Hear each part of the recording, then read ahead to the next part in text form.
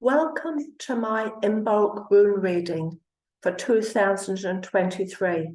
It seems incredible to be saying 2023, but here we are. So I'm just going to share my screen with you. Just take a moment to do this because I am not the fastest. Here we are.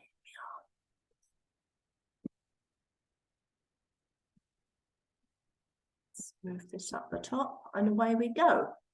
So I decided this time to choose 3 runes. It felt appropriate to do that for what many call Saint Bridget's or Saint Brigide's Day. I was recently in Ireland and I was rather surprised to discover that Saint Bridget, who is she's the only patron saint of Ireland that is indeed a she. The other patron saints are male. So she feels quite important as this strong feminine influence. And I was rather surprised to learn that she does in fact now get her own day, which is the 1st of February is officially a public holiday in Ireland, which is rather nice. But to come back to Saint Brigide, she's often referred to as the triple goddess, with the union between water and healing, fire and alchemy or transformation, and poetry, all things that we know are very important in life. But to come back to the rune reading, the 3 runes that came out were Avaz, also known as Yor, Eho or Yu, and Gebo, also known as Gjörv or gift, and Isa, also known as ice.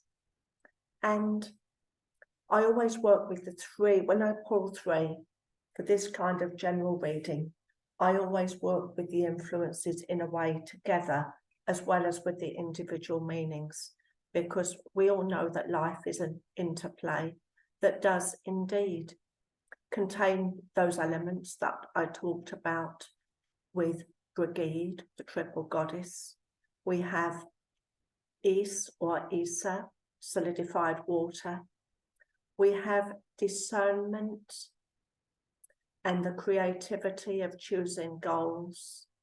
And of course, we know that poetry is very important for inspiration, for conveying a picture, for conveying a metaphor as to the way that we approach life, the way that we understand life as it is happening around us. And then we have at the center Gjörv or Gebo, which means gift, but I always talk about it as in give yourself a gift in the form of a decision.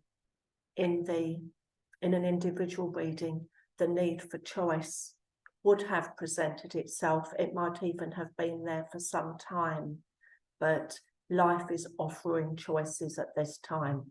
Life is always offering choices, but let's come back to the specifics of this as it is working through the present time.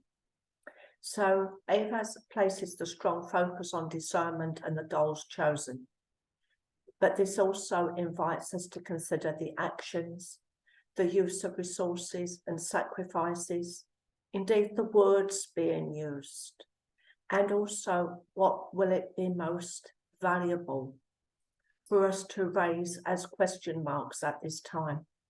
What do we need to look at before making decisions as to what we want to collectively go forwards with commitment, but also in a way that expresses sincerity, that responds to information in a sincere way, without the need to hide behind screens, or to hide as much as we perhaps have been from some of the realities that many people haven't wanted to face, or that maybe the powers, the organisations around us haven't wanted to face at this time, or haven't wanted to declare openly.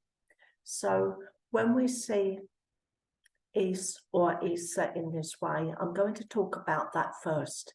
It talks about the barriers to achieving decisions in an informed and committed way that are responses to careful discernment. It's explaining that there are barriers to that, but there are also, when this rune falls this way, barriers to going forwards, to continuing in the modus operandi that we have been using. Because East carries an energy that has a very persistent and steady quality. But here it is reversed, so it is the opposite of that. In its positive orientation, we could liken it to the glacier that carves its way through the mountain to create the valley, which it will certainly achieve. Or the child that is growing in the womb within. We cannot hurry it. It just has to take its time to develop into a child that is ready to be born. But in this orientation, it is talking more about the barriers and boundaries that are standing maybe in the way of what we would want. And yet, in another way, not, because this talks about ice, water, but the opposite of ice is fire. And when we are talking about this orientation, we also have to talk about the opposite, which fits very well with Imbolc, with the goddess of the fire of transformation, but also with the fire that is starting to rise very slowly, very gently within nature in the Northern Hemisphere. In some parts of the Northern Hemisphere, of course, this happens a little later, but I'm specifically talking more about the British Isles, where I'm from, where by the 1st of February, we can normally expect to see snowdrops, the beginnings of even daffodils starting to rise themselves, not open as flowers, but starting to rise up. We can see little bud leaves on trees and shrubs, and it's that firing up of nature. But to come now to the first rune, Avaz or Yor, one of the analogies, there's a couple of analogies actually that I use with this rune to explain it to people very, very quickly. One is of making a journey on horseback in the olden days, where we had to decide, is this a valuable journey? Thus the question, what is it valuable to commit to at this time? What kind of things should our societies be committing to? What should be therefore up for discussion at these times? That, at the moment, there is still a little bit of a barrier to that, but with the force within us and the power and the inclination of a lot of people to want to move towards something different. In other words, to use the straight line that is presented by Isa in this position to say, enough is enough. We want something different. We want to look at how we can go forwards that makes the most of the resources that we've actually got. That if there is sacrifice, it is worthwhile sacrifice, because we know that we are heading to a worthier goal. And when I talk about worthy, I don't mean high and mighty. I just mean that we can feel content with, that we can feel in general that life is doing its best to give us, the people, more of what we would need in terms of expression, in terms of having a voice in situations, in terms of crafting a pathway forwards that feels fresh and new, rather than is piling more of the same on top of more of the same in a way that feels tired, that feels as though it's already too heavy, as though it's already too exhausted.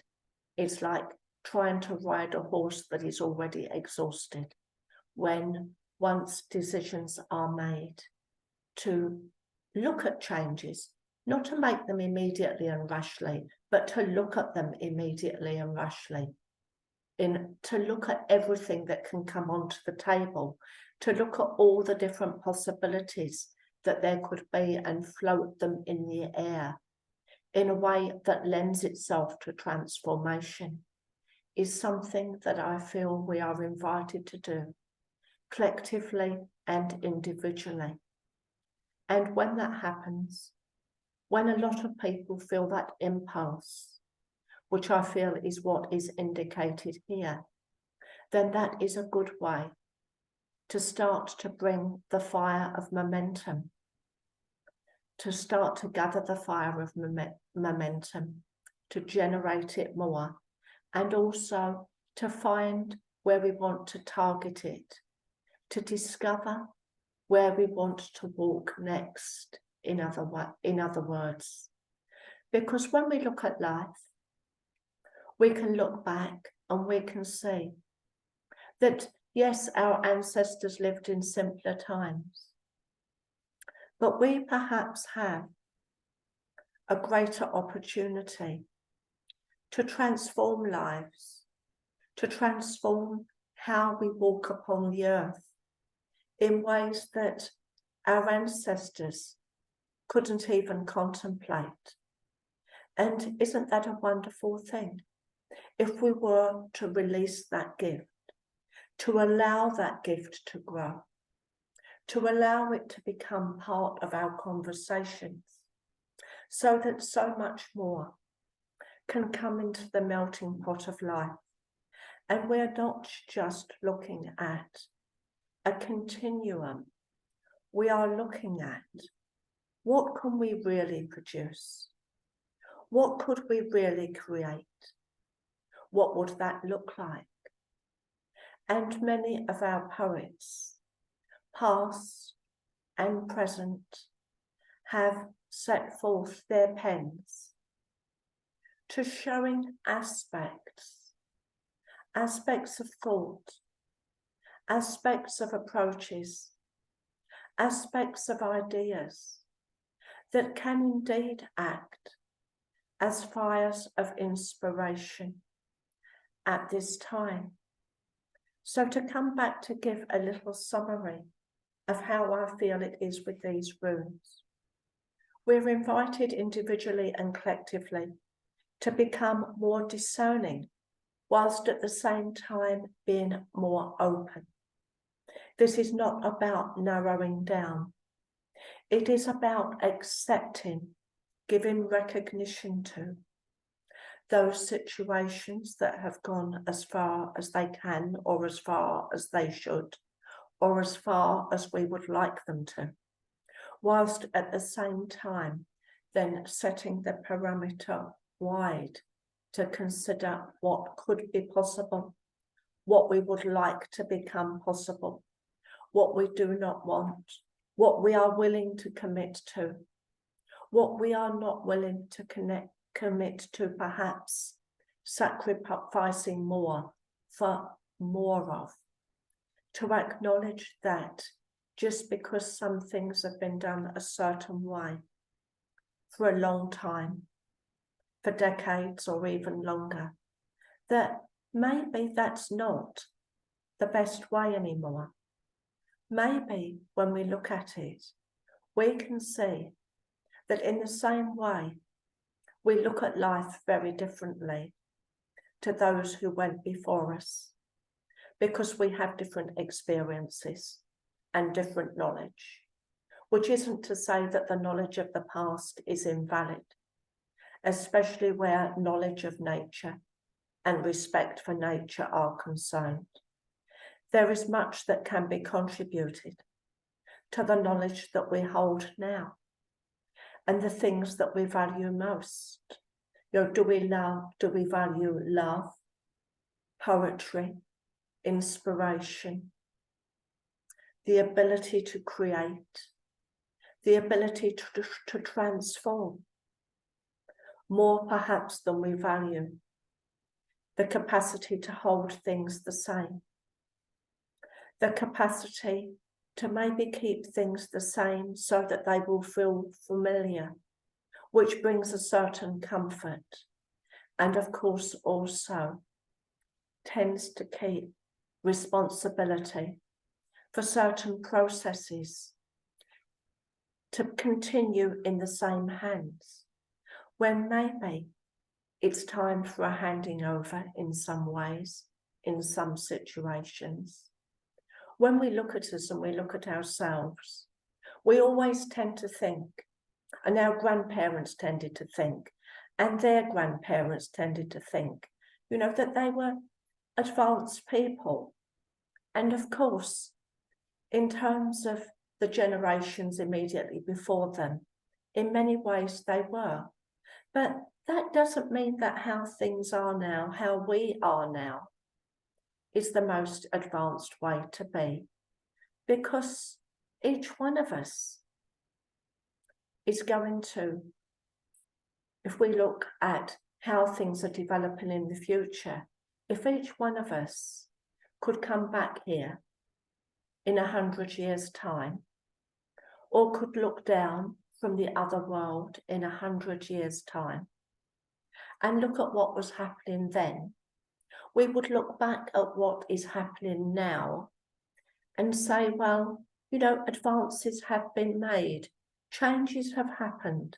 So one of the things that I feel this reading is showing is the importance of not seeing ourselves as the finished product, the importance of not seeing the societies that we're living in now as the ultimate, because there is such capacity and so many wonderful possibilities for growing forwards from this situation, in the same way that nature is unfolding another year, from which new growth will commence.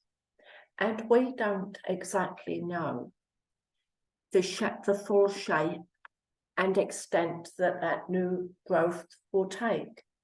We do know, for example, that the leaves that unfold on a tree will take the form of that tree, if that tree is lucky enough to have the nourishment that it needs to flourish for another year. We can say that with certainty. But who knows what seeds might be blown onto a wild meadow and might seed there and take root, perhaps producing a meadow flower that hasn't grown in that field before. And these are the thoughts that I would like to leave you with. Thank you for joining me, and I hope you have a great St. Bridget's Day, Brigide's Day, or Imbolc. I always say it wrongly.